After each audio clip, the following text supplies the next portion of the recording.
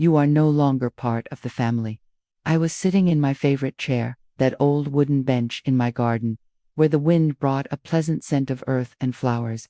The day was calm, and I had even forgotten to check my phone. Then, I saw the notification. I opened the screen, and suddenly, the words jumped at me, as if they were shouting, "You are no longer part of the family." Those words cut through me like a sharp knife. Something that had once seemed impossible to happen was now, right there, in cold and harsh letters, reminding me that, in their eyes, I no longer had any value. What had I done wrong? What happened to the affection and respect I once had?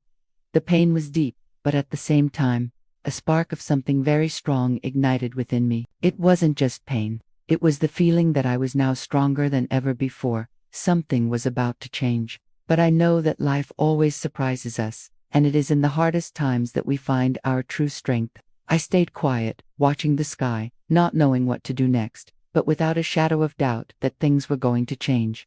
I wasn't going to let those words define my fate. If you're here listening to my story, stay with me until the end, because, just like me, you'll see that it's possible to overcome even the greatest challenges. And at the end, I'll ask you to comment the city you're rewatching us from, because we have an amazing giveaway at the end of the month for those who interact with us. Oh, and if you haven't subscribed to the channel yet, don't waste time. Many more stories like this are yet to come, and I want you to be here to live them with me. It was a quiet morning, one of those mornings when the sun shines gently, and everything seems to be at peace. I was sitting in my favorite chair in the garden, with the smell of fresh earth and flowers surrounding me. I had almost forgotten to check my phone. Then, I saw the notification. I opened the screen, and suddenly the words jumped out at me, as if they were screaming, "You're no longer part of the family." Those words cut through me like a sharp knife. How could something I thought was impossible happen? What had I done wrong? What happened to the love and respect I once had from them? The pain was deep, but at the same time, a spark of something much stronger ignited within me. It wasn't just pain, it was the feeling that now, I was stronger than ever. Something was about to change, but I knew that life always surprises us, and it's in our hardest moments that we discover our true strength. I stayed still, watching the sky, not knowing what to do next, but with no doubt that things were about to change. I wouldn't let those words define my future. If you're here, listening to my story, stay with me until the end, because, just like me, you'll see that it's possible to overcome even the greatest challenges. And at the end, I'll ask you to comment on the city where you're watching us from, because we're having an amazing giveaway at the end of the month for those who interact with us. Oh, and if you haven't subscribed to the channel yet, don't waste any time. Many more stories like this are coming, and I want you to be here to live them with me. I stared at my phone screen, trying to make sense of what just happened. You're no longer part of the family. Those words kept echoing in my mind, but no one else in the family was saying anything. There was nothing. No one reached out. No one asked if I was okay. Not a single message, not a phone call. It felt as if I had disappeared. My heart sank deeper with each passing minute. And yet, amidst the coldness of the silence, there was something else growing inside me, a kind of stillness that was hard to explain. You see, people often think silence is weakness, but I've come to learn that silence is loud. It screams louder than any words. And that silence spoke of betrayal, of exclusion, of a truth that was more painful than any confrontation could be. The quietness of their absence was louder than anything they could have said to me. The thing is, in the silence, I found my strength.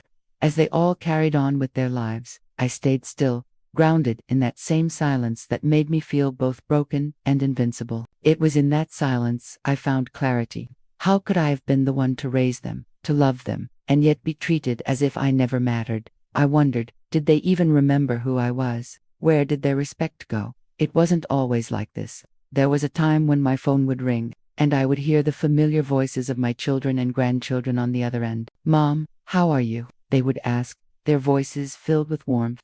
There were family gatherings, birthday parties, and graduations where I would be surrounded by laughter. But slowly, the calls stopped coming. Invitations to family events became scarce, and I found myself watching from the sidelines as they gathered without me. I can still hear the sound of the phone, the way it would ring and then fall silent, as if mocking me.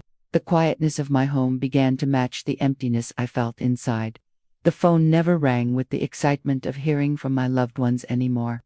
It was as if they had forgotten me, or worse, replaced me with something else, something, or someone, more important than me. And there I was, left with the unanswered calls, left wondering when it all changed, when I became invisible to them.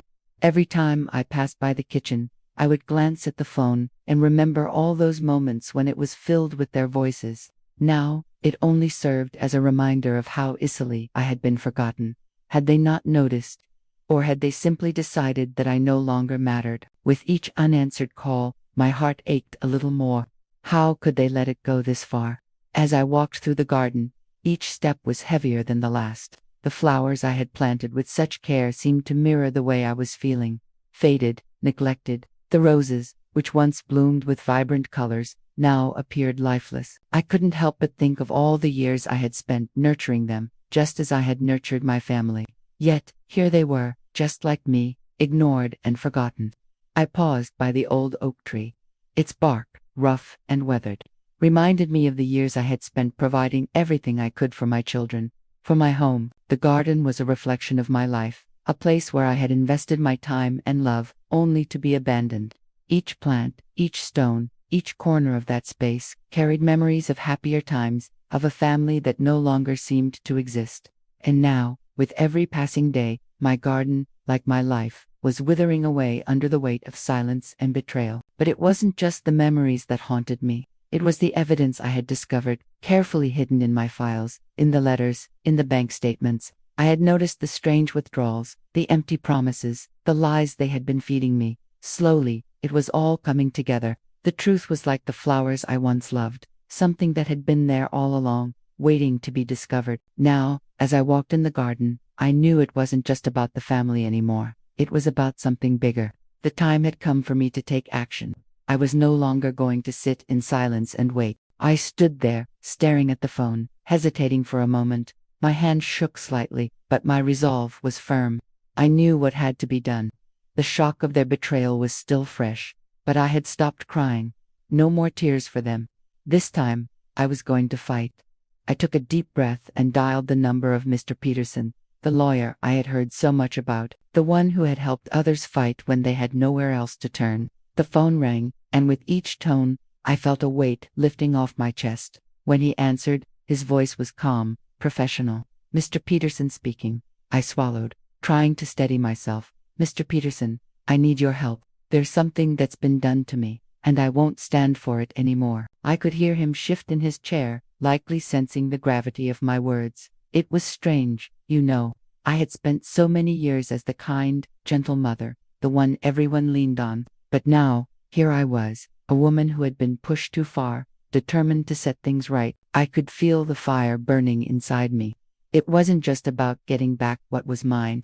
It was about dignity, about standing tall after being knocked down. The silence had ended, and with Mr. Peterson's help, I was ready for the fight that awaited me. Mr. Peterson was exactly what I needed. He was sharp, no nonsense, and understood exactly what I was up against. When we met in his office, he didn't offer sympathy. Instead, he sat across from me, his pen poised over a notepad. "Tell me everything," he said, his voice steady. I could see he was a man used to dealing with people who had been wronged, and I wasn't an exception. He was calm, but his eyes were focused, like he was already envisioning the strategy. I went through everything with him. The bank statements, the strange charges on my credit cards, the loans that were taken out in my name without my consent. "This is fraud," he said, his fingers tapping on the papers. "They've crossed a line, and there's no going back." I felt a small victory just hearing those words. No, this wasn't just a family issue anymore. It was a crime. But as much as I had hoped for the comfort of knowing I wasn't crazy, I also knew the battle ahead would be long. Mr. Peterson wasn't making any promises, but I could see the gears turning in his mind. "We'll need more evidence," he said, leaning back in his chair. "You have everything ready?" I nodded. I had more than enough. This was no longer just about my family's betrayal. It was about justice. The storm started as soon as I hung up with Mr. Peterson. My phone buzzed incessantly, one message after another. Tommy, Sarah, all of them trying to reach me. At first, it was just a few texts. "Mom, what's going on?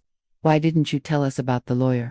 But as the hours passed, the texts became desperate. I could almost hear their voices through the screen. pleading, angry, trying to manipulate me back into their web. But I didn't flinch. I didn't answer right away. I knew what they were trying to do: guilt me, pressure me, make me second-guess myself. The sound of my phone vibrating on the table became like a drumbeat in my ears, relentless. But I stayed calm. I could feel my pulse steady as I scrolled through the messages. The more they reached out, the clearer it became. They were scared. They were panicking, and I was no longer the woman they could control. I took a moment to pause. I knew how they worked: guilt, manipulation, promises of change. But now, they were the ones shaking. It wasn't me who was vulnerable anymore. I could hear their anxiety in every word, even in the punctuation of their texts. "I'll call you. Please talk to us." But I wasn't ready to pick up the phone just yet. I was playing my part, letting them sweat, letting them think they still had a hold on me. They didn't. Not anymore. I wasn't surprised when Sarah's social media posts started flooding my feed. I knew she couldn't resist. It was almost like she wanted to taunt me, make me feel as though everything was perfectly fine on their end. The good life, she called it. Pictures from vacations, smiling faces, the latest gadgets, nothing but images of a life I had helped build, all while keeping me at arm's length. What struck me, though, wasn't the arrogance of the posts. It was the timing. It was like she didn't even care how transparent her actions were. Here she was, throwing up perfect images of her life while ignoring the mess she had caused. How could someone, especially family, act as though nothing was wrong? How could they betray me so deeply, and then act like everything was normal? Wasn't the truth screaming at them, just as it was screaming at me? I sat there, staring at her pictures, a bitter taste rising in my throat. But it wasn't anger I felt now, it was clarity. The proof was right there in front of me, plain as day. It wasn't just the numbers in the bank or the loans in my name. It was the way they had used me, and then paraded their success in my face. It wasn't just an insult anymore. It was a message to the world. And in that moment, I knew this fight wasn't just for me. It was for everyone who had ever been made to feel invisible. Jake's voice was a relief amidst the chaos. The rest of the family, especially Tommy and Sarah, were too caught up in their own web of lies and guilt. But Jake, he was different. When he called me that evening, I could hear the sincerity in his words. "Grandma, I know what they did," he said, and there was a calmness to his voice that I hadn't heard in a long time. It was as if he was finally seeing things for what they truly were. He went on to tell me that he had been gathering evidence on his own. Jake had been watching. Maybe he had been hurt too, but unlike the others, he chose to stand by what was right. "I found something," he said, a quiet excitement in his voice. "You're not crazy. You were right all along." It was a small victory, but it meant everything. To have Jake, of all people, on my side, gave me a renewed sense of strength. He wasn't just my grandson. He was now my ally in this fight. And when he said, "I'm with you, Grandma, no matter what happens," I knew we had something more than just family. We had the truth on our side, and that truth was a force they couldn't ignore. Jake didn't just talk the talk, he walked the walk. The next day, he showed up at my door with a folder in hand. I could see the determination in his eyes as he handed it to me.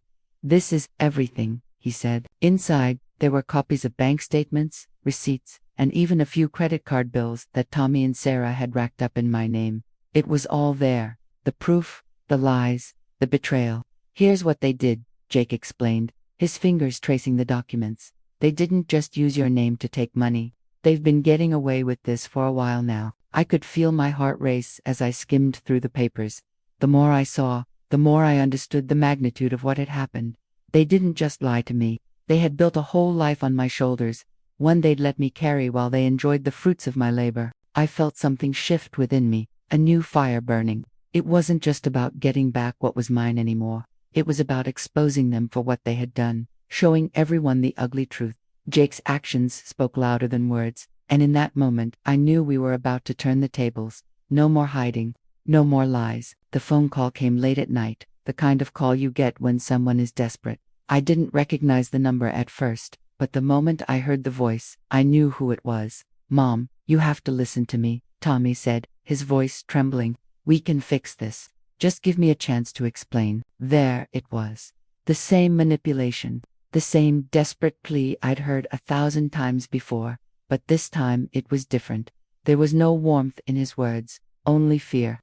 I let him talk, not interrupting, letting him believe I was listening, but inside, I was already calculating. But he was trying to shift the blame, making it sound like everything that happened was just a misunderstanding, a mistake. I never meant for this to go so far, he continued, but I could hear the cracks in his voice. Please, let's just forget all of this. We're family. I could feel the weight of his words, the old familiar pull of guilt. But I didn't budge. Instead, I said calmly, you don't get to choose when this ends. Tommy, you've made your choices, and now, I'm making mine. His silence spoke volumes, but I wasn't about to let him backtrack. It wasn't about forgiveness anymore. It was about justice, something he had long since denied me. I could feel the tension building, like a storm about to break. Tommy and Sarah had no idea what was coming for them, but I had a plan. Mr. Peterson had been instrumental, guiding me through the steps, advising me on how to proceed. The trap was set, and all I had to do was wait for the right moment. I arranged a meeting at Tommy's office. It was a calculated move. I knew he'd be nervous, trying to cover up everything he had done, thinking he could talk his way out of it, but there was no talking his way out of this one. I made sure everything was in place, the documents, the evidence, everything.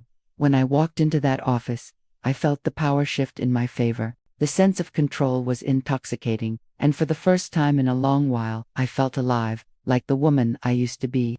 As I sat across from him, I could see the panic in his eyes. He tried to stay calm, but his hands were shaking.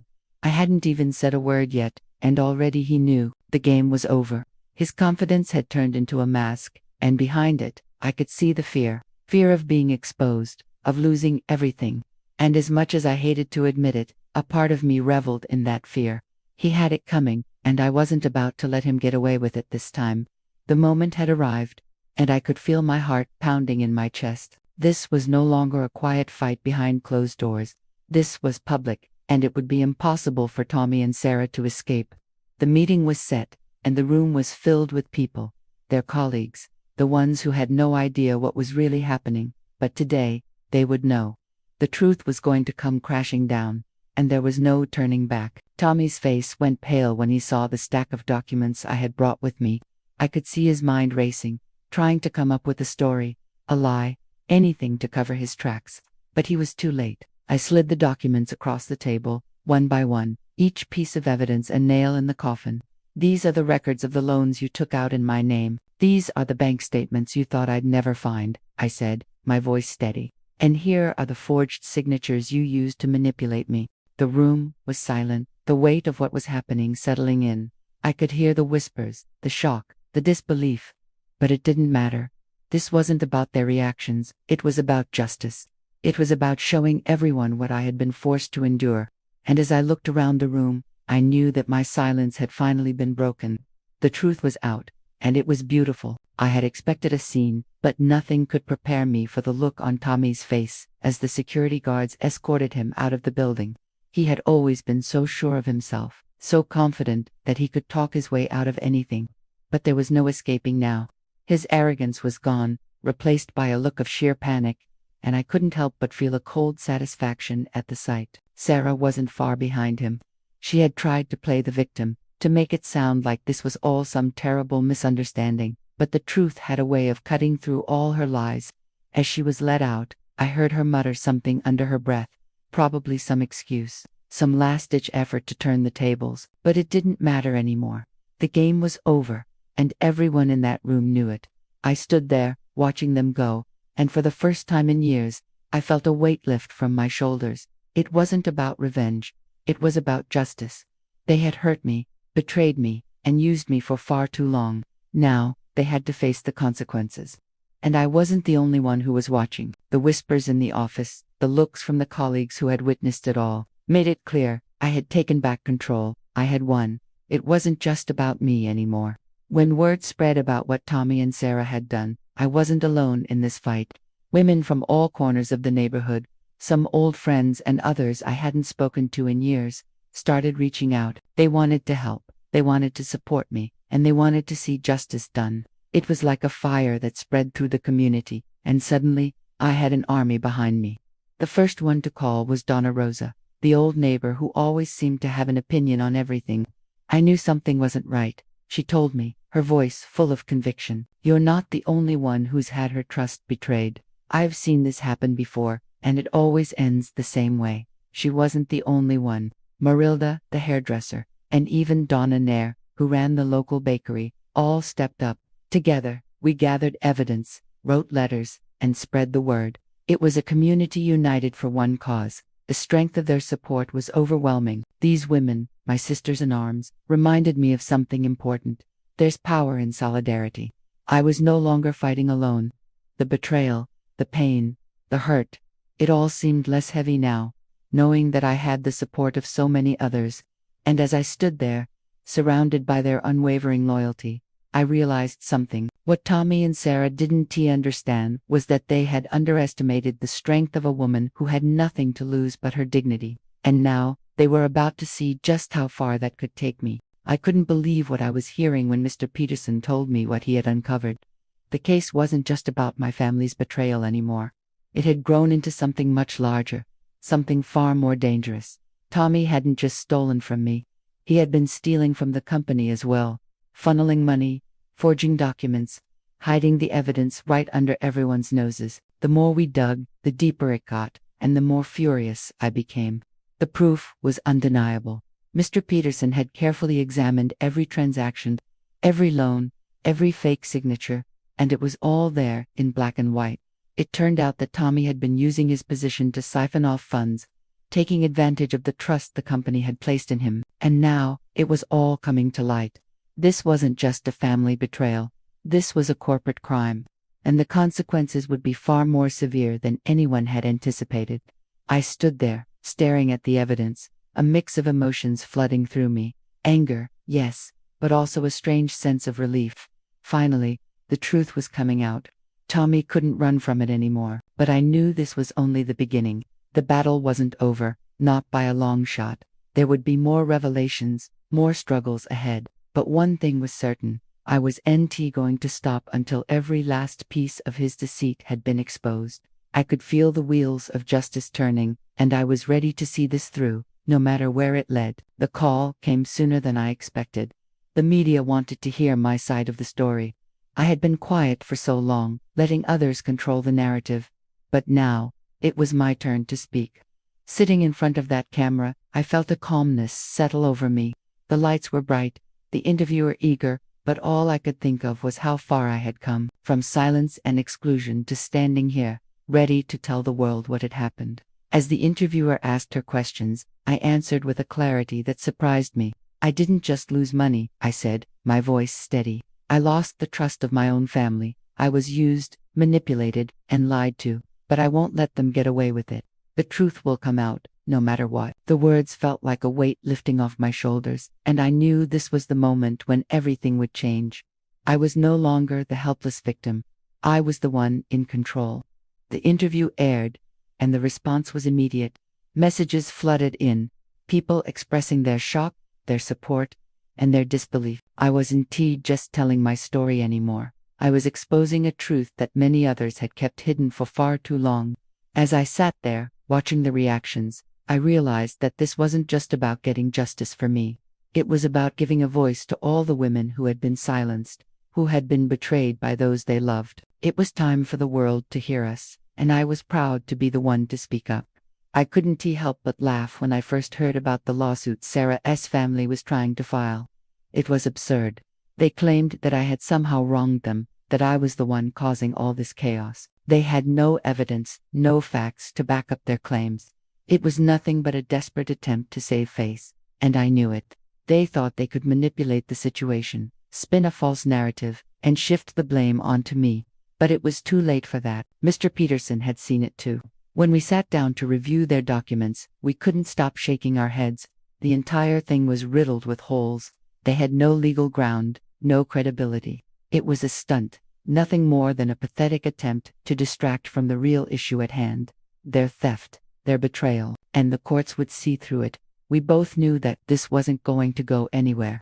They were only making things worse for themselves. Still, it was a reminder of how far Tommy and Sarah were willing to go. They didn't care about the truth. They cared about protecting their reputations, hiding their crimes. But no matter how hard they tried to cover it up, the truth was out there. and it was going to catch up with them. The more they fought, the more they exposed themselves. I wasn't worried. I was ready for whatever they threw my way. The day of the neighborhood meeting arrived, and I could feel the tension in the air. This wasn't just about me anymore. It was about everyone who had supported me, everyone who had felt the sting of betrayal in their own lives. Mr. Peterson had prepared everything, the documents, the evidence, and he was ready to present it all. It was time to clear my name, and to make sure everyone knew the truth. No more lies, no more secrets.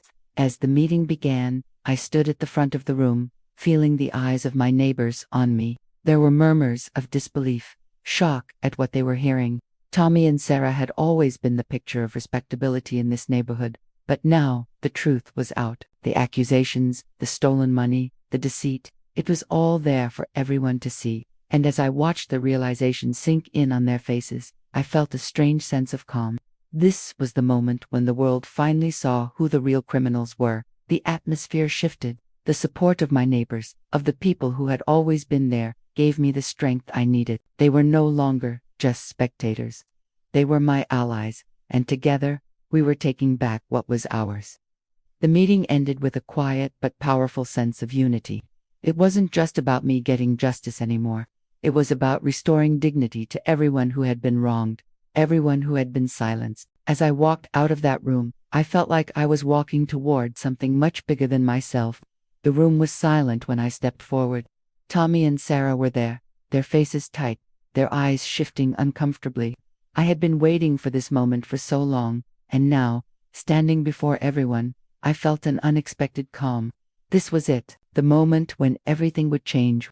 The moment when I would say the things that had been festering in my heart for so long.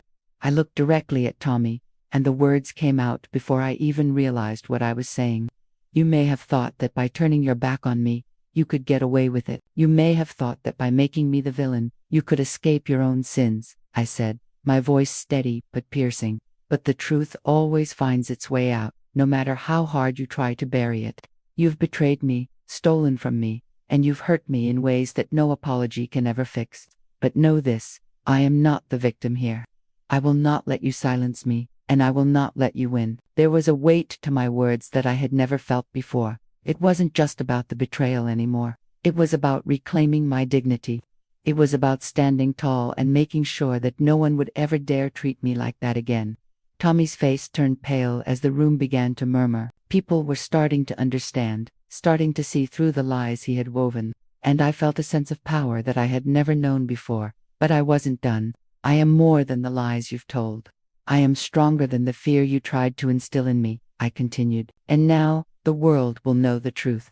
You will be held accountable for what you've done, and I will not rest until justice is served. The silence in the room was deafening, but I felt something shift. It was no longer about what Tommy and Sarah wanted to hide. It was about the truth, and I had just given it a voice. The news came like a storm.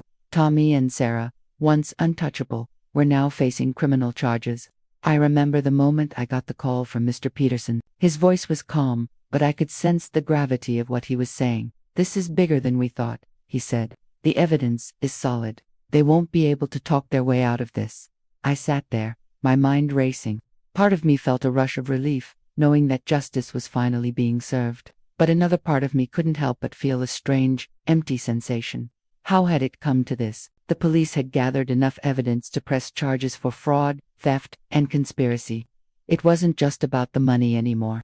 It was about everything they had done to manipulate and deceive. The falsified documents, the forged signatures. It was all there, black and white. And as I thought about everything they had taken from me, I couldn't help but wonder, how could people who claimed to love me do something so cruel? How could they betray me so completely? As I sat in my living room, the weight of it all sank in. This wasn't just a personal betrayal anymore. It was a crime. And now, they were going to face the consequences. There was no way out. I had made sure of that. I had fought for my dignity, for my justice, and now it was time for them to face what they had done. No more hiding behind lies. No more pretending. The truth had won, and it was going to take everything from them. It was strange, standing in front of everyone with the weight of victory on my shoulders. I never imagined that I'd be here, speaking in front of the very people who had once looked the other way, as if nothing had ever happened.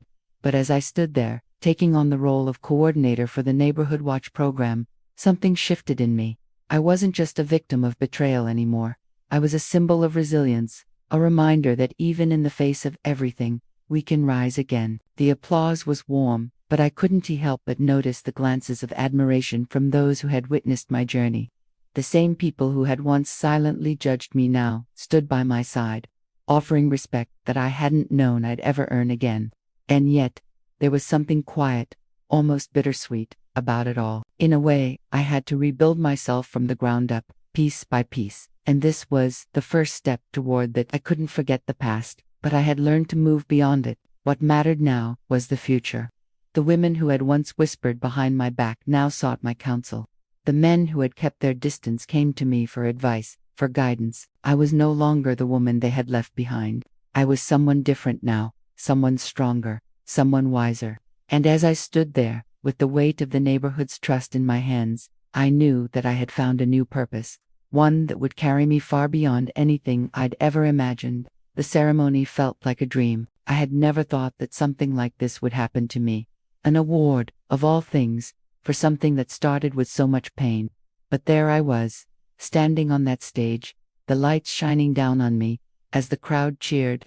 The state had recognized my efforts, not just in uncovering the truth but in rebuilding everything I had lost. As the governor handed me the plaque, I couldn't help but feel the weight of the journey. It wasn't just an award for me, it was for everyone who had stood by me, everyone who had believed in me when I thought I couldn't believe in myself. The applause echoed in my ears, but it felt distant. The pride, the joy, they were there, yes, but they were also mixed with something else. A quiet reflection on everything that had led to this moment. The sleepless nights, the doubts, the fears, the heartbreak. The truth had come to light, but it had come at a price. And standing there, holding that award, I realized that the victory wasn't just about beating Tommy and Sarah. It was about something deeper, something that had to do with reclaiming the parts of me that had been broken, and learning how to put them back together again. I took a deep breath as I stood there, my hands trembling slightly. The applause continued, and I smiled, though it was bittersweet. "This is for all of us," I said, my voice steady. "For every woman who has ever been silenced, for every person who has been told they don't matter. This is proof that we do. This is proof that we can rise, no matter what life throws our way." The room fell silent, and for a moment, I felt a deep, lasting peace. I wasn't just a survivor anymore. I was a fighter, and the world was starting to see that. Life had settled into a new rhythm now, quieter but richer, like the gentle hum of a well-worn melody. I spent my days helping others, guiding the younger women in the neighborhood, and feeling the respect I had longed for so many years. The phone calls that used to bring anxiety and dread now carried only the comforting voices of those who truly cared. And there was Jake, always by my side, my most trusted ally. His laughter was a balm for the scars I carried, and watching him grow, knowing that I had a hand in shaping his life, gave me a purpose beyond anything I could have imagined. The neighborhood had become my second family. Every visit to the market, every conversation by the mailbox, felt like an affirmation of my strength. It wasn't just about surviving anymore. It was about living fully, without fear or regret. I no longer let the shadows of the past control me. When I woke up in the morning, I felt the warmth of the sun, and I welcomed the day with open arms, knowing that I was exactly where I was meant to be. I thought about Tommy and Sarah sometimes, but only briefly. Their absence in my life was a reminder of the price they had paid for their choices. As for me, I had found something better. The peace that comes from knowing who I am, and the satisfaction of knowing I had stood up for myself, no matter the cost. The silence that once defined my life had been replaced with a voice that could no longer be ignored. And that, my dear, was a victory that no one could ever take from me. Jake came over one evening, his face drawn and serious. He sat across from me, his eyes avoiding mine for a moment before he spoke. "Grandma," he said softly, "I have news about Tommy and Sarah." My heart skipped a beat. There was always a part of me that expected to hear something about them, but I had stopped caring about their lives long ago. Still, I listened, curiosity pulling me in like it always did. "They're living in a small apartment now," he continued, his voice low. "Sarah's been posting pictures of their new life. It's not much, but they seem to be getting by." A part of me wanted to feel satisfaction, to feel like justice had been done. But as Jake spoke, All I felt was a quiet indifference. They had been so consumed with their greed and lies that I had left them behind, and now, their struggles seemed as distant as a forgotten dream. Do they deserve sympathy? I asked, the words slipping out before I could stop them. Jake shook his head. No, Grandma. They made their choices, and just like that, it was over. The story of Tommy and Sarah, the people who had tried to destroy me, was now just that, a story. Their fate, whatever it may be, didn't matter to me anymore. It was no longer my concern. I had moved on, and in doing so, I had found something far more valuable than revenge. I had found peace. It was unexpected, and yet, a part of me knew it was coming. The message came one afternoon, just as I was preparing lunch. Can we talk? It said. I need to see you. Tommy. I stared at the screen for what felt like an eternity. The words seemed absurd, almost laughable. After everything, after the betrayal, he now wanted to meet. My hands shook slightly, not from fear, but from the sheer audacity of it all. Did he think that I would just forget? That I would be eager to forgive? I sat there for a moment, the phone still in my hand. I knew this was his last attempt, a final plea for redemption. But what was it that he wanted? Was it guilt, remorse, or just the need to feel that he could still control me, even from a distance? After everything I had been through, I wasn't the same woman he used to know. The woman who would cry in silence, who would forgive for the sake of peace. No, that woman was gone. She had been replaced by someone stronger, someone who knew the value of respect and dignity. I replied with a simple, I'll think about it. But deep down, I knew that the decision had already been made. I didn't need to meet him to find closure. I had already closed that chapter long ago. The silence that followed his message said everything. It was clear now. Tommy would have to face the consequences of his actions. And whatever he was seeking from me, I wasn't the one to give it. There, in the quiet of my garden, I found the peace I had been searching for all along. The soft rustle of the leaves in the wind, the familiar scent of jasmine, and the golden light of the afternoon. It all felt like a slow exhale after years of holding my breath. The garden had always been my refuge, the one place where I could breathe deeply and let my mind wander without fear of judgment or pain. It was where I could reflect on all that had transpired and feel, for the first time in so long, that I had truly healed. I sat on the old bench, the wood creaking beneath me as I settled into the familiar comfort. My hands, worn and weathered by time, caressed the petals of the flowers that bloomed around me. They had always reminded me of the strength that could come from even the most delicate of things. The way they bloomed, despite the storms they had weathered, mirrored my own journey. I, too, had withstood the hardest of trials, only to emerge stronger, more resilient, and more certain of my worth. Looking out over the garden, I realized that the true victory had never been about getting revenge or winning some battle. It had always been about finding peace within myself. I no longer needed anyone's approval or validation. The life I had built, the respect I had earned, and the love I had for myself were enough. The quiet hum of the garden reminded me that sometimes the greatest victory comes from simply letting go of the past and embracing the present. In this moment, I was finally free. It wasn't the wealth, the titles, or the accolades that defined me. No, my true legacy was something far more enduring. It was the quiet strength that had carried me through the darkest of times. It was the way I had refused to be broken, no matter how hard life had tried.